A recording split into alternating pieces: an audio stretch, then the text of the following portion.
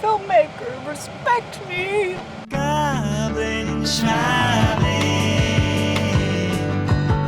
here with you in the Florida. Celebration. This is a word. Why do we use it? Is it just for when a birthday happens?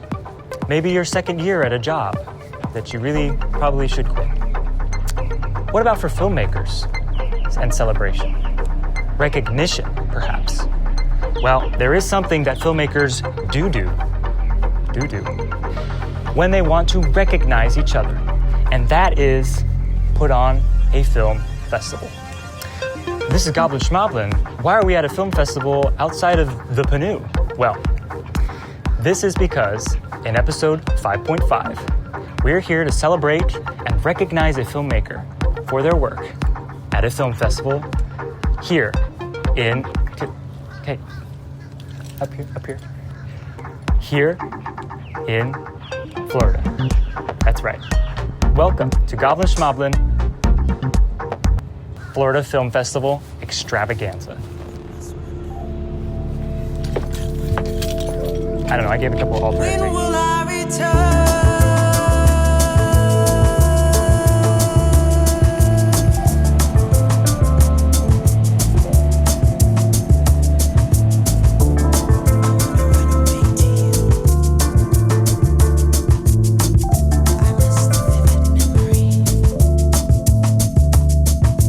Daydream my way to you.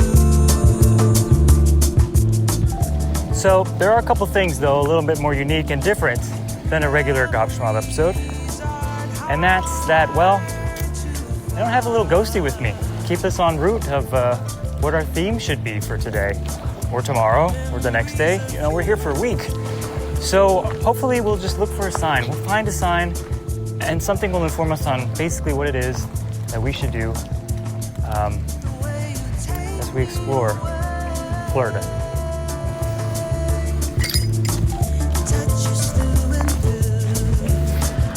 So, you might be wondering, who is the filmmaker that we are looking to follow in this special episode? Well, this filmmaker is an student Emmy winner, an MFA graduate from the University of North Texas, and has had their work screened across the country for their recent films. And for the one that they are screening here at the Dunedin International Film Festival, we are covering the elusive Hallie Harper.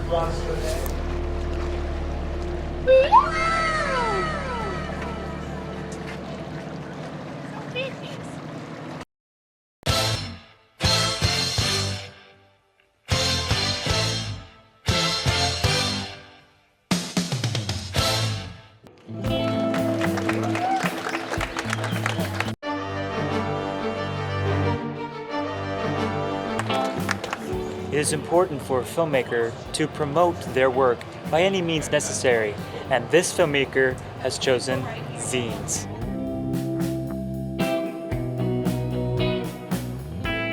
They are spreading the message of their film. It will be screening here in a couple of days. Let's see if we can get a little bit of a closer look. Let's see if I'll sneak up on them.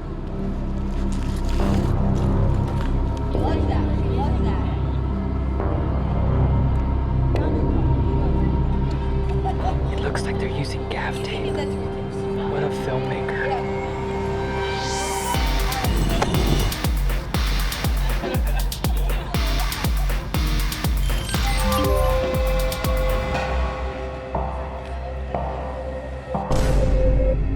Jesus Christ. That's Jason Bourne.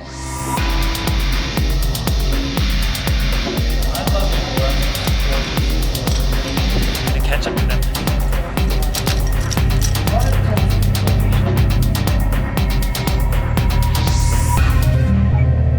The next day.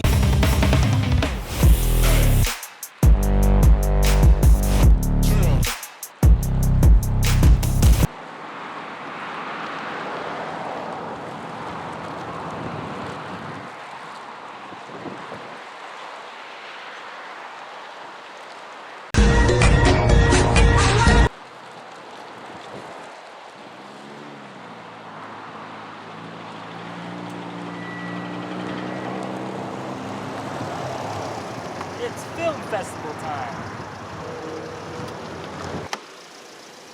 Okay, can we go now? Yeah, let's get out of here.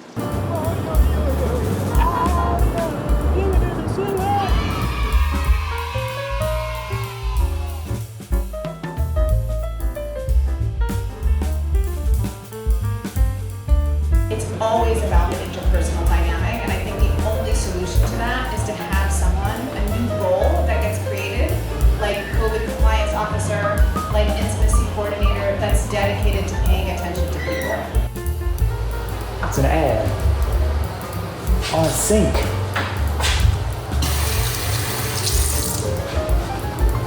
What world is this? Festival, it's fine. The festival's fine? Yeah, everybody like kept leaving that screening early though. It was fucking weird. Yeah. And, like the etiquette of that was weird. The filmmakers weren't there because they were all international, but like, yo, let's show some respect.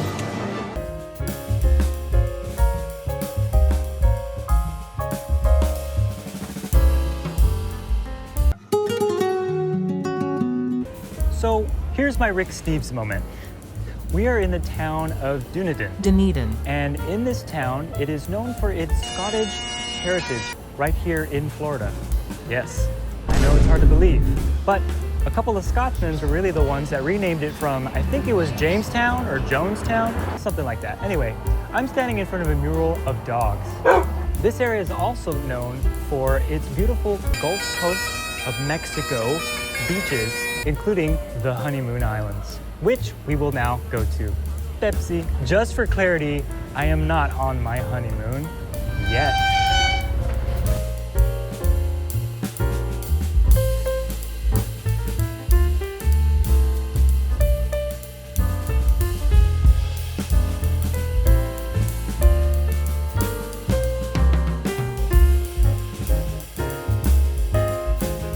Tortoise, you're a tortoise.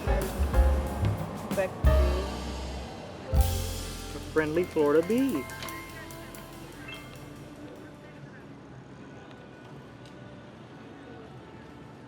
What's on my shoe that's so interesting to you? Is it because it's yellow? Get over that!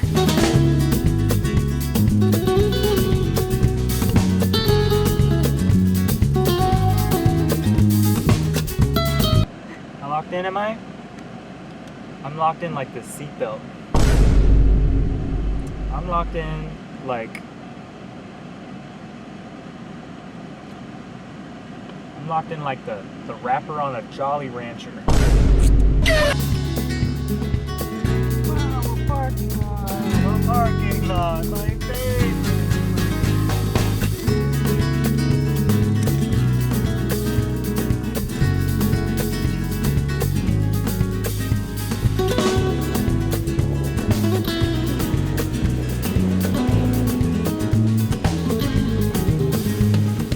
I'm here with one of the local sea rocks here.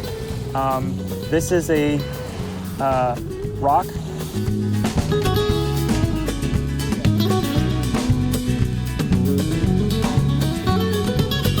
One of the perks to being able to go to a film festival is to go and see the sights in the local area that that film festival is. And of course, this is why we're here on Honeymoon Beach. These look like astronaut prints. If you want to get a shot of that. Neil Armstrong was here. Look at that. One small step for sandkind. Sorry, that was really bad.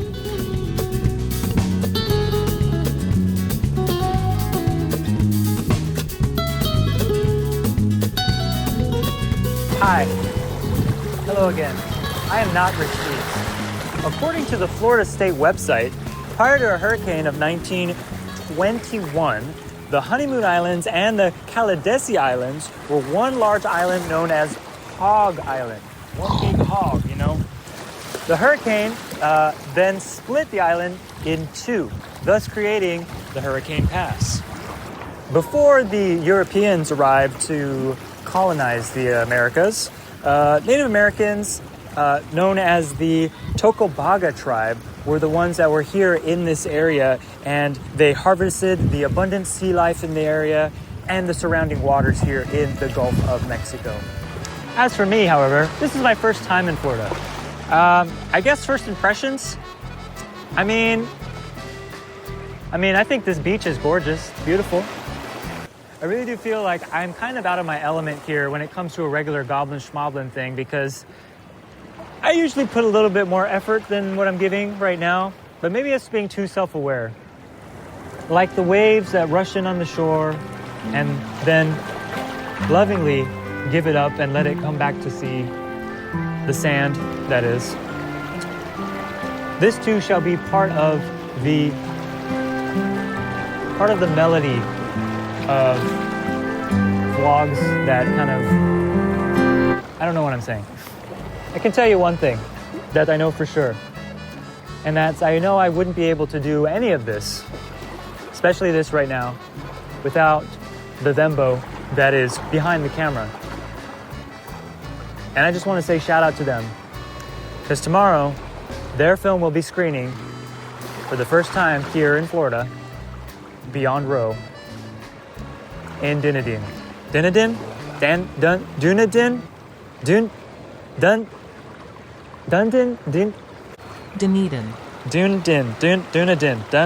What is it? I don't even, okay. So I'm really proud of them to have come all this way. It's something that's kind of difficult for filmmakers to kind of really to put themselves out there and to feel supported by their peers. It's a very, it's a very intimate process and thing to do. And so I'm proud of them, and I'm shouting them out right now because they deserve all of the recognition in the world, especially here in Florida. Look at that cute little bird. He's getting a little bath. He's taking a little bath. He's getting a little drink. Well, maybe not drink, but a little food, maybe.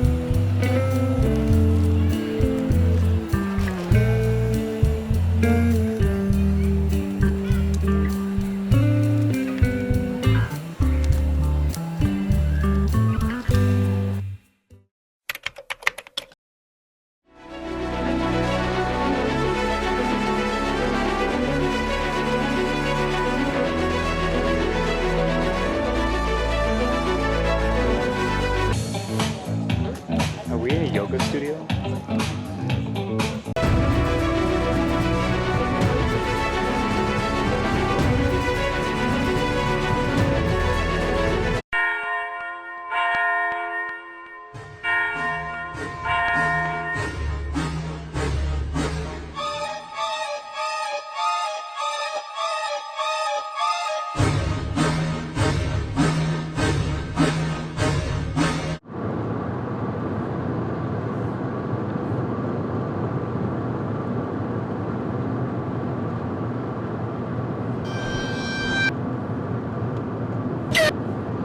So I think it's at the behest of me to give a review of this film festival, which I shall do now.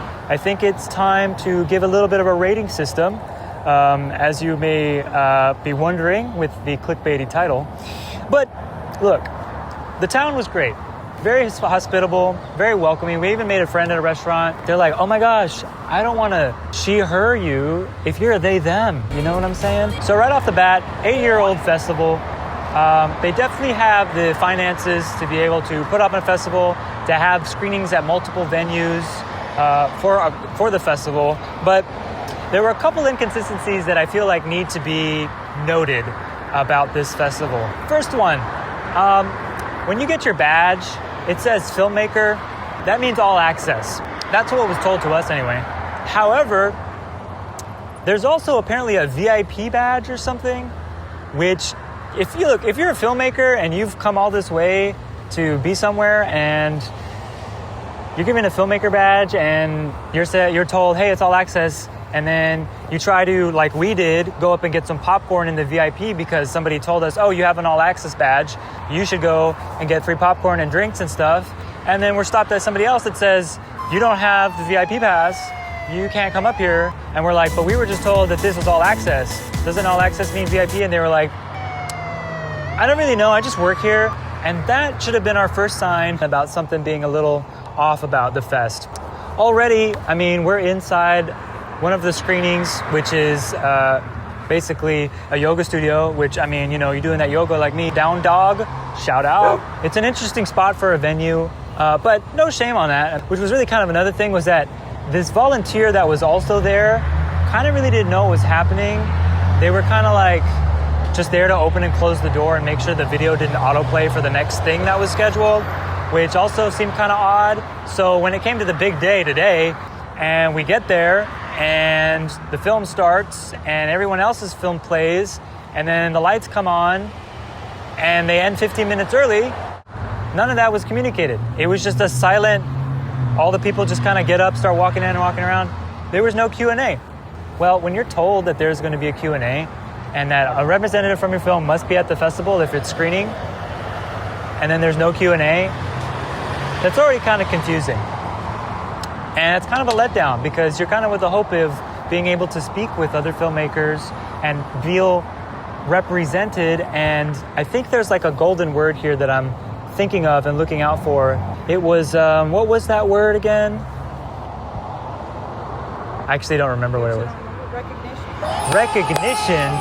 Thank you. I think it's fair to say that this filmmaker at this point really wasn't feeling like they were being given the recognition that was kind of told to them. I mean, look, here's the proof right here in a screenshot.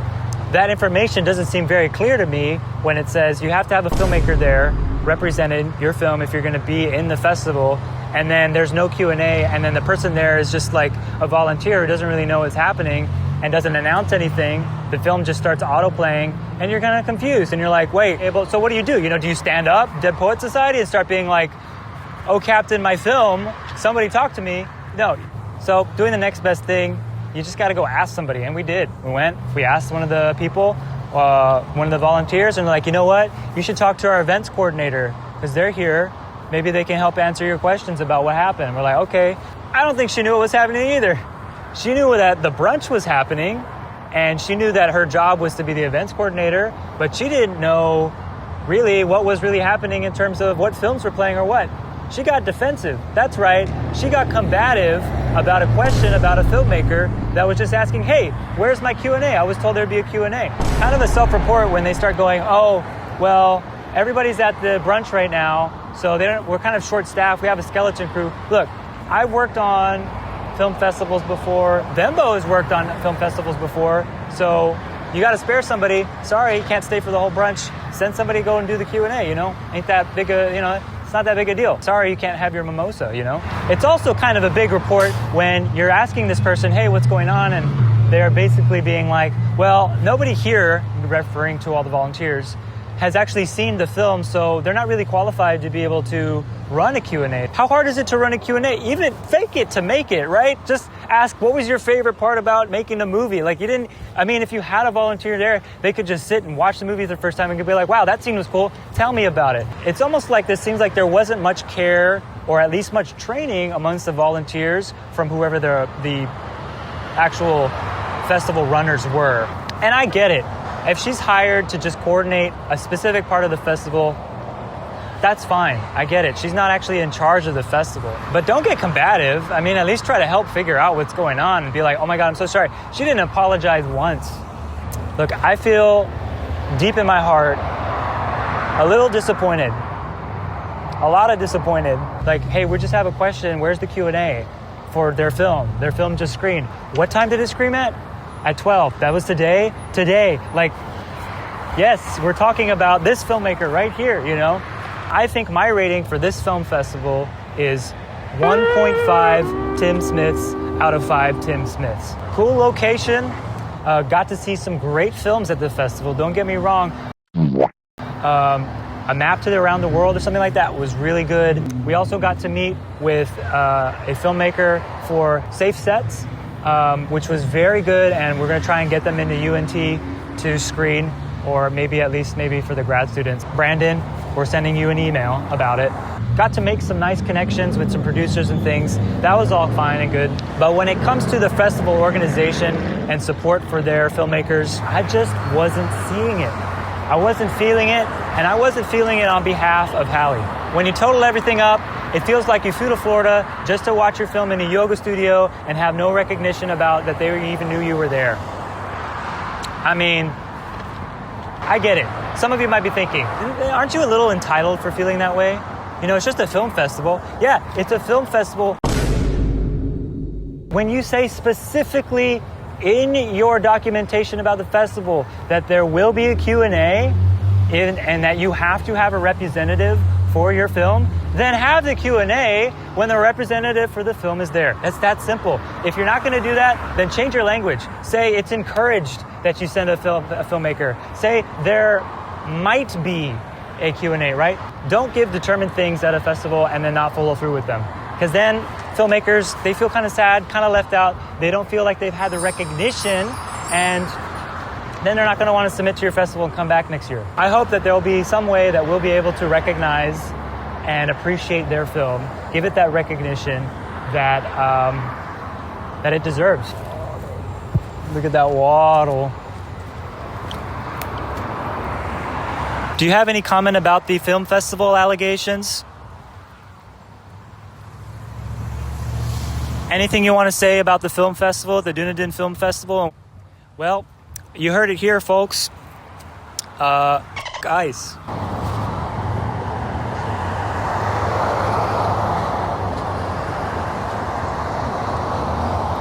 They're just on their way to the bus stop. They got to catch the 5 o'clock bus, that's all.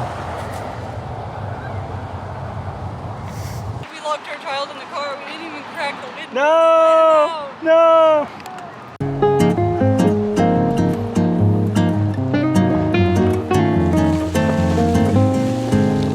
Should I sit on the stump here? Wow.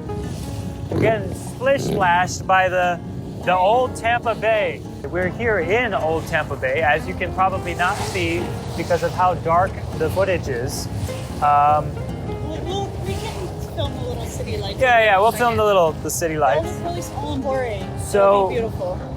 So I'm here to give them both the recognition that they deserve for their film that they showed today, that was screened today, inside of a converted yoga studio. First of all, can you please tell us what the name of your film is? And I'm so scared of these waves. They're getting so intense for a second. Okay. There must be boats out there somewhere. I don't think so. Dark. I don't think so. I don't think there are any boats. They're strong though. Tell me about your film. What is it called? You had the film called Beyond Roe today. I was interested in having... So 3 women from Texas basically started Roe v. Wade. It was originally tried in a Dallas courthouse. Texas Women's University has in their archives all of the notes from one of the attorneys on that case, Sarah Weddington. So I thought it would be really interesting to tie in kind of this history of Texas that people don't talk about back into the contemporary Texas where abortion bans were passed once Roe v. Wade was overturned. So then I brought 3 women together, all of different perspectives, to discuss abortion together to show that we can talk about complex things. In this film. I mean, I feel like it's pretty apparent, but for those that need a little more media literacy or something, let's talk a little bit about that. Because essentially, when we talk about really hard topics, especially ones that become politicized to the degree that abortion has, basically we wind up in our own little echo chambers. And an echo chamber, if anybody isn't familiar, is basically where you're just in a circle of people repeating the same thing that you believe back to you.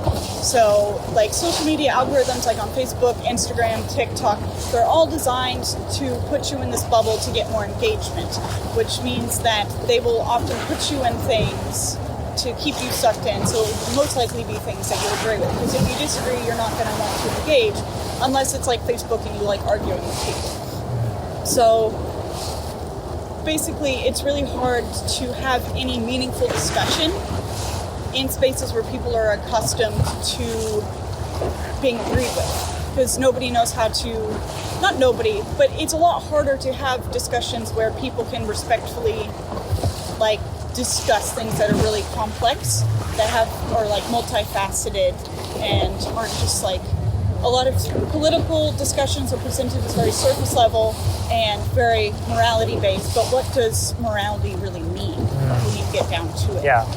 So that's why it was really important to have all of these people who are empathetic and compassionate in their motivations, but very different in how that presents, talk to each other and figure out basically how do we have this discussion and make any headway.